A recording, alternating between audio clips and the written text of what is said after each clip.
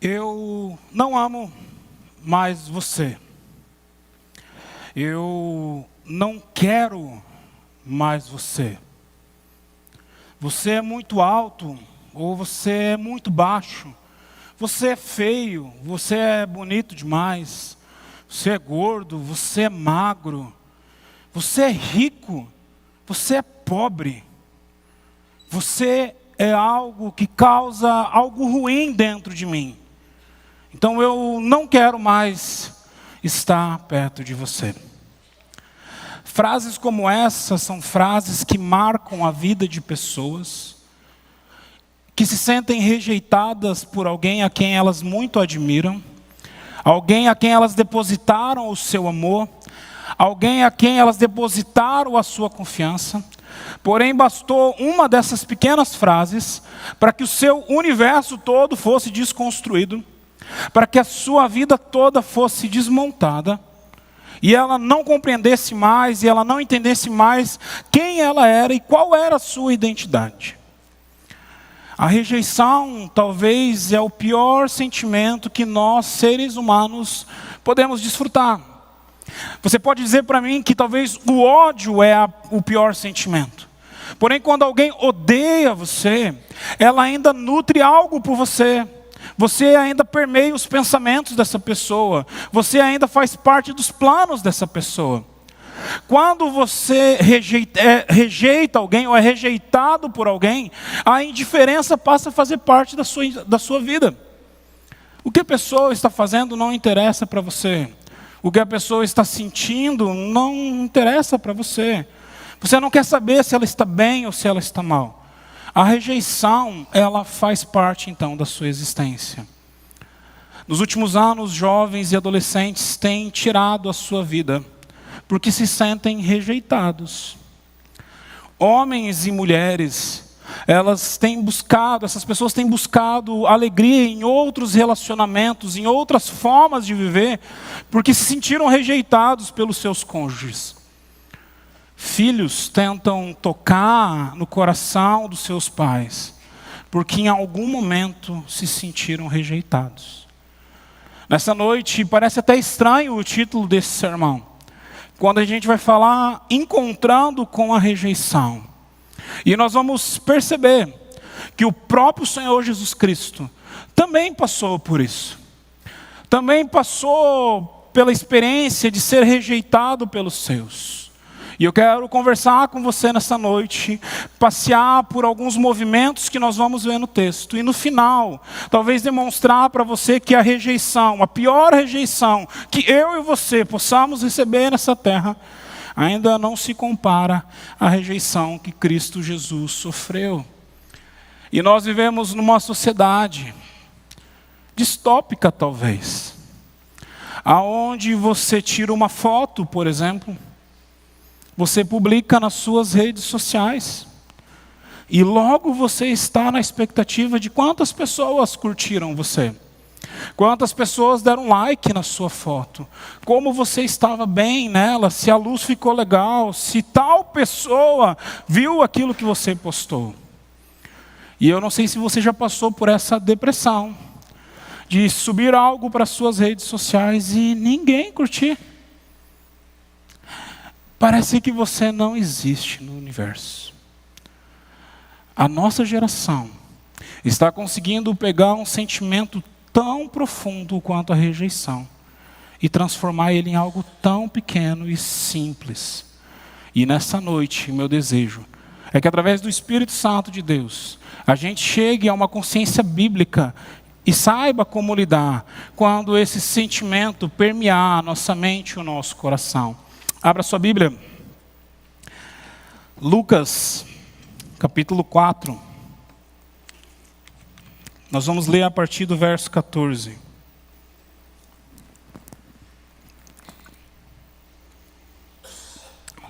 Evangelho de Lucas, capítulo 4. Nós vamos ler a partir do verso 14. Jesus voltou para a Galiléia no poder do Espírito, e por toda aquela região se espalhou a sua fama. Ele ensinava nas sinagogas e todos os elogiavam. Ele foi a Nazaré, onde havia sido criado, e no dia de sábado ele entrou na sinagoga, como era o seu costume. Então se levantou para ler. Foi então entregue a ele o livro de Isaías, e ele o abriu, e encontrou o lugar onde estava escrito: o Espírito do Senhor está sobre mim, porque ele me ungiu para pregar boas novas aos pobres. Ele me enviou para proclamar liberdade aos presos e recuperação da vista aos cegos, para libertar os oprimidos e proclamar o ano da graça do Senhor. Então ele fechou o livro e devolveu ao assistente e se assentou. Na sinagoga todos tinham os olhos fitos nele. E ele começou a dizer: hoje se cumpriu hoje se cumpriu a escritura que vocês acabaram de ouvir.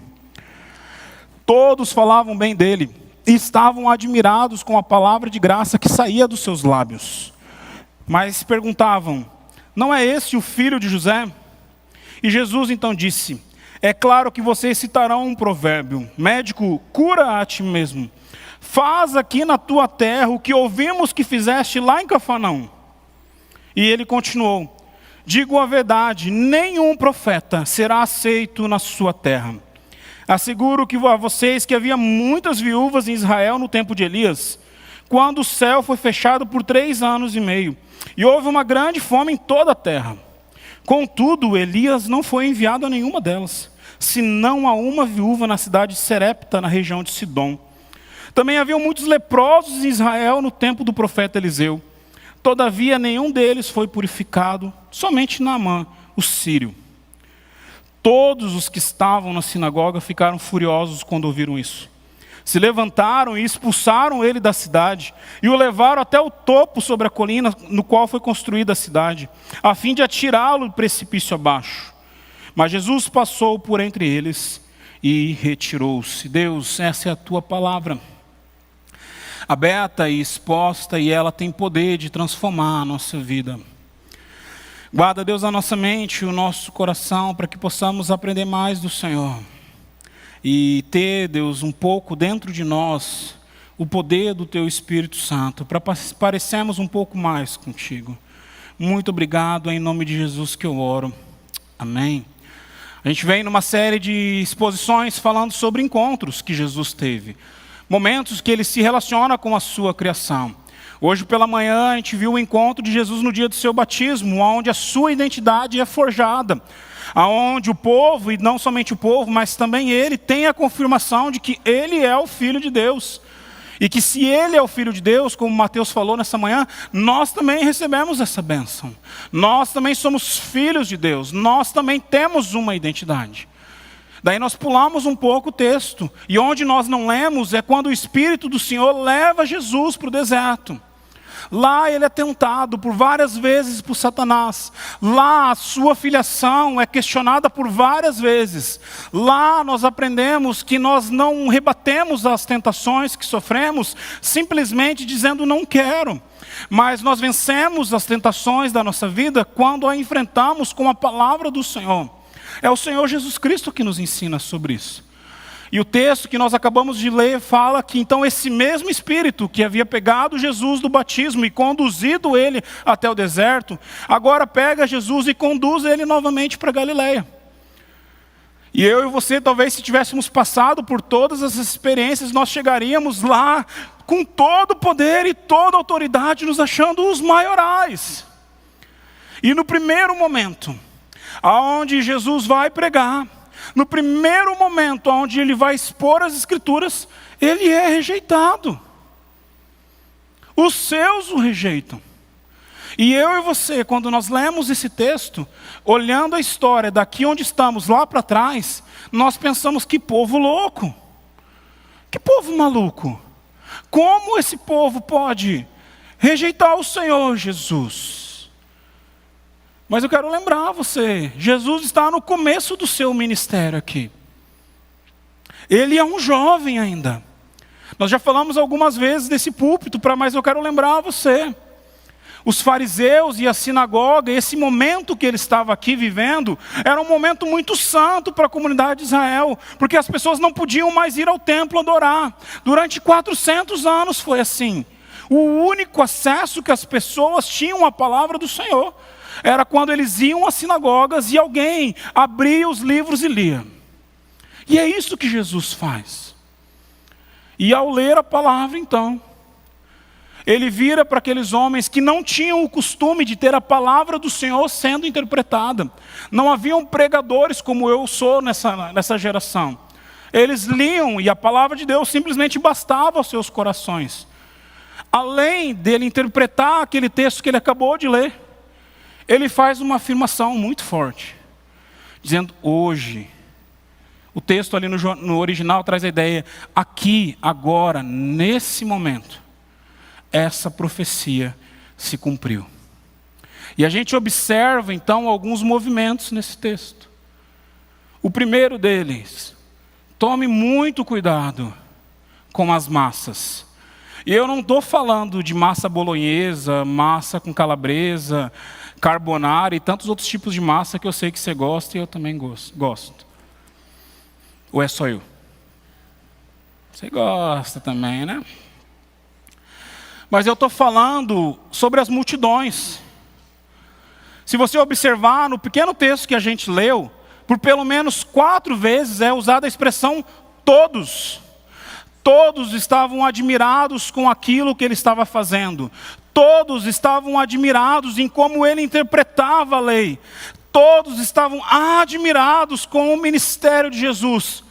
Porém, no último verso também é falado, todos rejeitaram Jesus. Levaram ele para fora da cidade, subiram no monte e queriam jogar ele precipício abaixo. Toma muito cuidado com as massas. Toma muito cuidado com o politicamente correto. Toma muito cuidado com aquilo que todo mundo está pensando. Porque diferentemente do que o provérbio popular diz, que a voz do povo é a voz de Deus, não é assim. E eu já vi alguns pastores dizendo, não, nem sempre é assim. Não, nunca é assim. A voz de Deus é a palavra dele. E o povo só vai ser a voz de Deus quando ele entender e seguir a palavra dele. É essa mesma população que encheu o Instagram de Jesus de seguidores nesse momento. É essa mesma geração que colocou Jesus no Trend Topics da sua rede social da época. Mas é essa mesma geração que queima Jesus, que julga Jesus e que o condena. Por isso, não deixe o seu coração ficar encantado com o poder das massas. Não deixe o seu coração ficar encantado quando todo mundo pensa a mesma coisa. Não deixe o seu coração ficar encantado quando todo mundo tem o mesmo pensamento. Fica sempre com a pulga atrás da orelha. Esses judeus aqui deveriam saber isso. Existe uma cultura dentro do povo judaico, onde os sábios estão sentados e falando a respeito de algum assunto.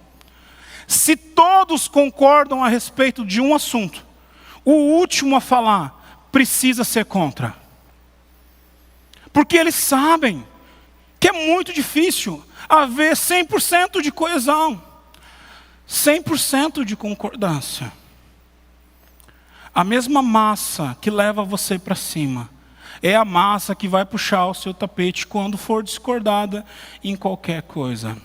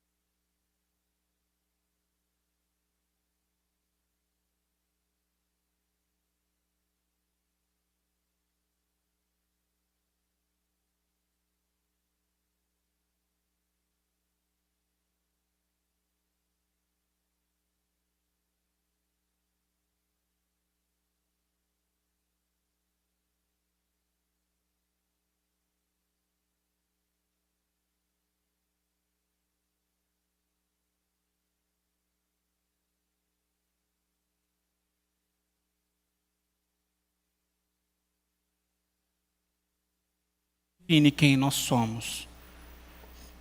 Como você ouviu nessa manhã, o que define quem nós somos é o Senhor Jesus. E a nossa geração tem tentado dar uma resposta errada às massas. E eu queria rapidamente levar o seu coração a pensar sobre isso. Porque quando nós tentamos responder às massas, nós damos voz às minorias. E achamos que quando as minorias têm voz, elas então estão tendo agora o seu espaço. E que todo mundo pode falar alguma coisa. E se você quer falar sobre rejeição, vamos sentar e conversar e tomar uma coca bem gelada. Porque eu sou um cara negro, gordo, que nasceu na periferia de uma capital, que levou baculejo de tudo que é jeito quando estava no ensino fundamental. Sou pastor em uma denominação onde você conta na mão os pastores negros. E mesmo assim eu não preciso levantar a bandeira de uma teologia negra, ou uma teologia de rejeitados. Eu preciso levantar a teologia do Senhor Jesus Cristo. Essa é a bandeira que eu e você somos chamados a falar quando nós precisamos nos levantar contra as massas. Eles escolheram a quem adorar, as massas, e eles escolheram também a quem odiar. Mas há uma outra rejeição que o texto também mostra nesse movimento, que é a rejeição religiosa.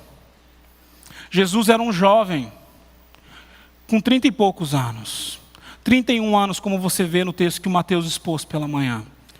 Um jovem não poderia se levantar e falar sobre a palavra de Deus. Um jovem rabi não poderia juntar discípulos em volta dele. Um jovem não poderia chegar para aquela geração e dizer, olha, a palavra está se cumprindo. E isso gera então naquela geração um preconceito, um asco a respeito da pessoa de Jesus. A ponto que em dado momento eles estavam admirados. É o novo pastor, é o novo rabi. Nossa, ele é tão jovem, ele fala sobre muitas coisas legais, muitas coisas boas. Ele está hiper antenado com tudo que está acontecendo. Mas para a religião isso às vezes não dá certo. O nosso país é um país católico romano. E a Igreja Católica Romana, ela tem uma séria falha. E eu não quero entrar nesse ponto, depois você conversa com os presbíteros da nossa igreja. Eles vão adorar conversar com você sobre a diferença da igreja cristã. Mas eles colocam a palavra de Deus e a tradição impede igualdade. Ou seja, eu posso chegar e dar um carteiraço em alguém. Eu sou o Rodrigo, eu sou um reverendo da Igreja Presbiteriana do Brasil há mais de 15 anos. Eu tenho pedigree, porque eu sou presbiteriano desde que eu entrei. Eu nunca saí, eu nunca me misturei. Eu fiz um seminário presbiteriano, então eu posso falar com você sobre religião. Esses homens, quando tentam matar Jesus, é isso que estão dizendo a ele. Nós fomos os homens que quando Deus se calou, nós trouxemos o povo à Torá. Nós fomos os homens que quando o povo se distanciou de Deus, nós criamos as sinagogas. Nós somos o povo que está conduzindo o Senhor, as pessoas até o Senhor. Quem você pensa que é? Quem você pensa que é? O Evangelho de Cristo Jesus, ele veio para aproximar as pessoas. Porém, a religião tem afastado cada vez mais as pessoas de Deus. Como você tem que adorar, como você tem que se vestir, como você tem que falar, qual o melhor horário do culto, como você tem que estar adorando, se numa igreja preta, rosa ou roxa. Isso é religiosidade pura e simples, que não conduz ninguém até a presença de Deus. Jesus, quando ele lê o texto e ele senta e ele fala assim, olha, hoje se cumpriu. Ele está dizendo, nossa, foi muito bom o que vocês fizeram. Foi muito bom essa ideia de reunir o povo para estudar a palavra. Foi muito bom criar as sinagogas, colocar boas poltronas, bons ar-condicionados, e assim o povo vai estar no calor de Israel, adorando ao Senhor. Mas não é isso que é o centro. Eu sou o centro. E isso é muito simples. Não exige nada. Não tem nenhum sacrifício que você precisa fazer. Não tem nenhum monte que você precisa subir. Não tem nenhuma cruz que você precisa carregar nas costas. Basta você olhar para Ele. O Evangelho encarnado, as boas novas de salvação de Deus. Aquele que tem o poder para libertar o cativo. A rejeição religiosa, durante muitos anos na história, gerou escravos, afastou povos, dizendo: você não pode adorar esse Deus, esse é um Deus de brancos. Você não pode servir ao Senhor, você é pagão. E aí você vê esse Jesus, quando conversa com o apóstolo João em Apocalipse, lembrando que um dia, toda língua vai confessar, todo povo vai se curvar, que diante de Deus não haverá mais gentil e não haverá mais judeu, haverá o povo de Deus, sem religiosidade, simplesmente adorando ao Senhor. A pergunta que eu te faço nesse momento: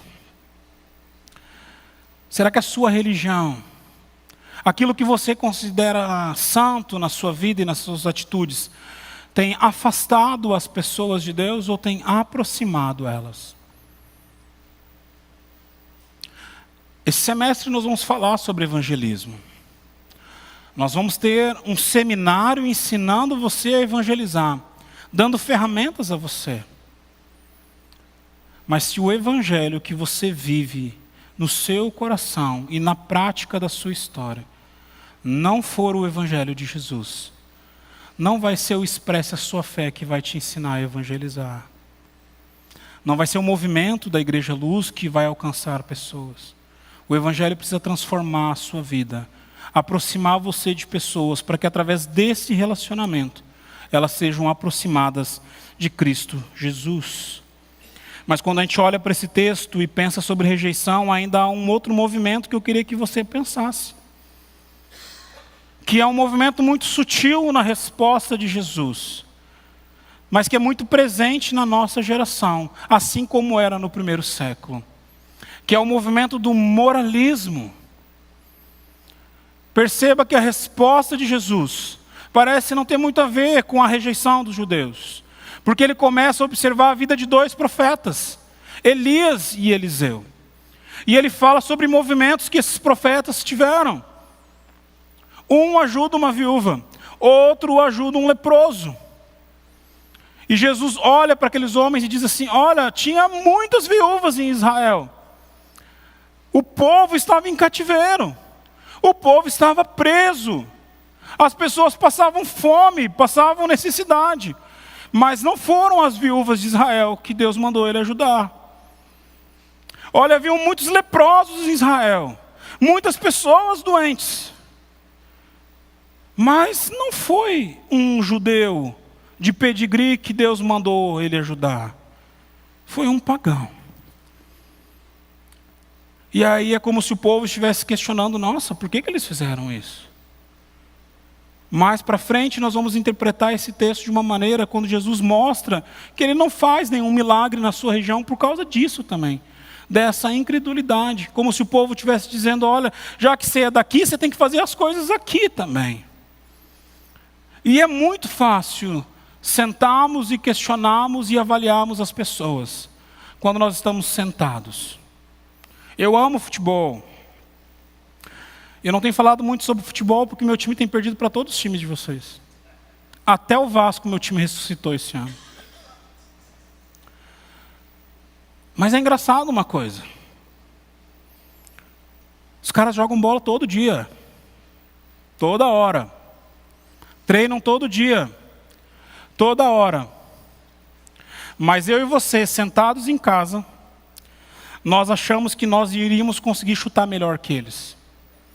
Que se nós estivéssemos lá, nós não perderíamos aquele gol. Se nós estivéssemos lá, nós faríamos completamente diferente. Porque no fundo a gente é moralista, até no futebol. A gente acha que o centro do mundo está na gente. E que nós somos melhores do que aqueles que estão fazendo alguma coisa. E que se nós estivéssemos lá, nós estaríamos fazendo muito melhor.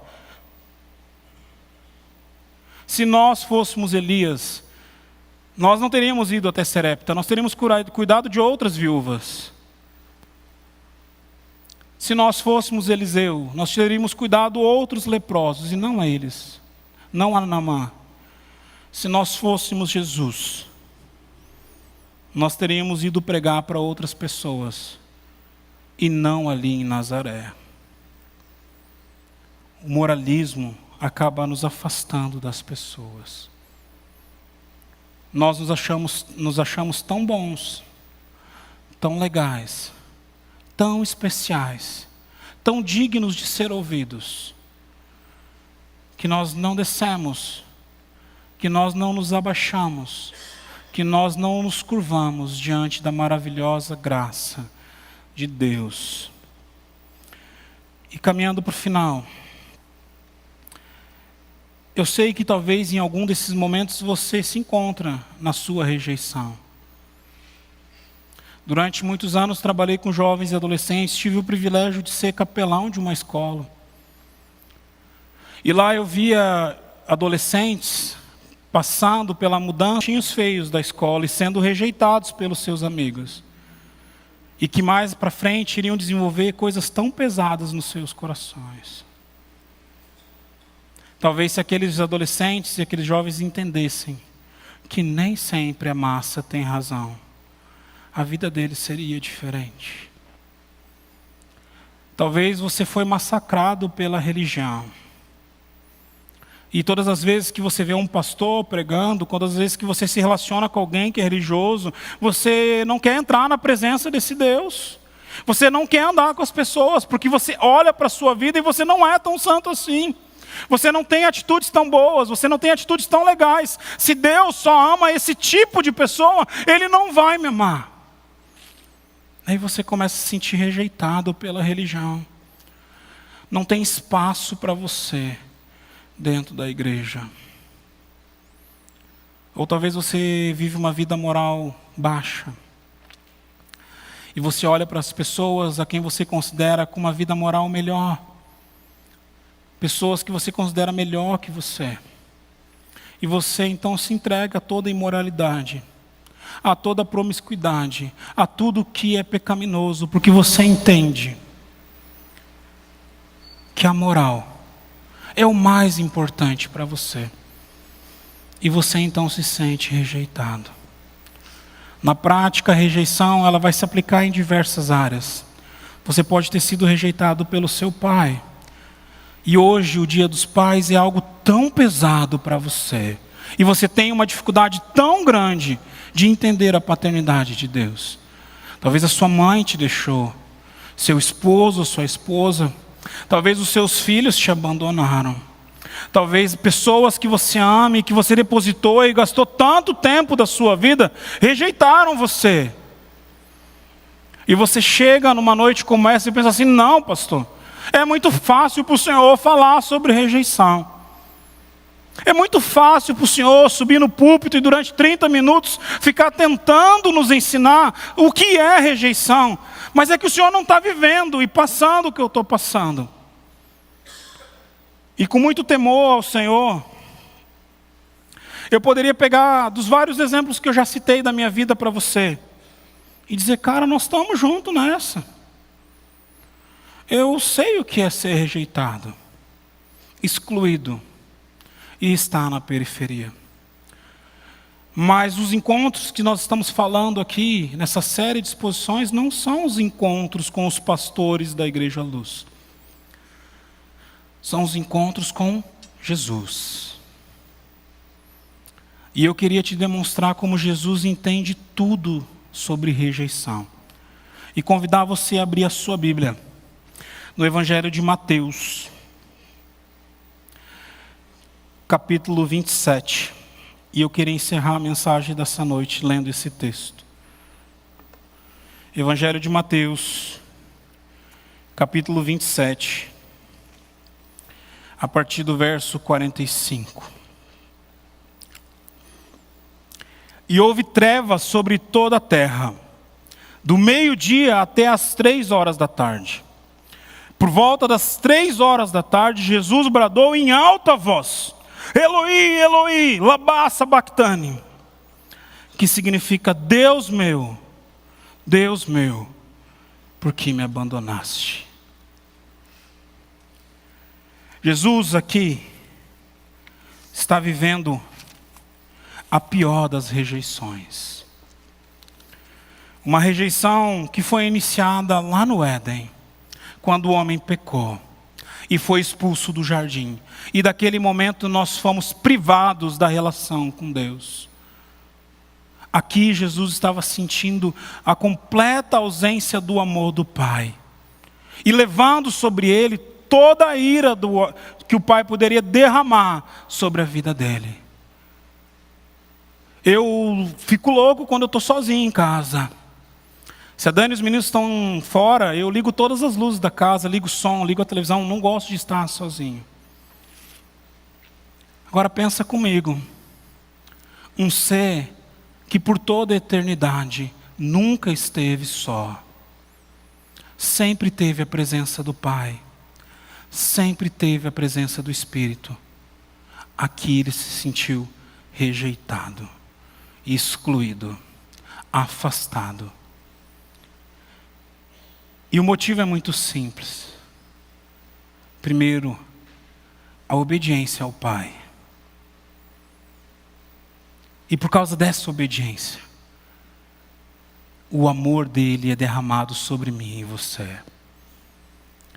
E por mais que eu e você venhamos passar rejeição nesse mundo, que as pessoas venham nos abandonar, que as pessoas venham falar a respeito dos nossos defeitos, que nós venhamos nos sentir feios, chatos, gordos, altos, baixos, pretos, brancos, pobres, ricos, não há rejeição. Não há mais rejeição que consiga anular o amor de Deus por mim e por você. E tudo isso porque Jesus se fez rejeitado por mim e por você. Tudo isso porque em algum momento ele sentiu o abandono do Pai, para que eu e você, como filhos amados, pudéssemos sentir a grandeza desse amor. Por isso que nessa noite, quando você sair daqui, eu estou à sua disposição para a gente conversar e orar. Talvez tenha coisas no seu coração que você precisa tratar, conversar, jogar para fora. Qualquer pastor da nossa comunidade está à sua disposição. Mas se por um acaso você se sentir envergonhado e não nos procurar, não saia daqui sem saber que há esperança. Você não é mais um rejeitado. Por conta do rejeitado, nós fomos amados agora e temos acesso ininterruptamente a esse amor. Que Deus abençoe você e guarde o seu coração dos laços do amor do crucificado. Vamos orar? Deus, muito obrigado por essa noite. Obrigado porque olhamos para um texto como esse e aprendemos, Deus, que por vezes nós vamos nos sentir abandonados e rejeitados, que a frustração ela vai permear o nosso coração.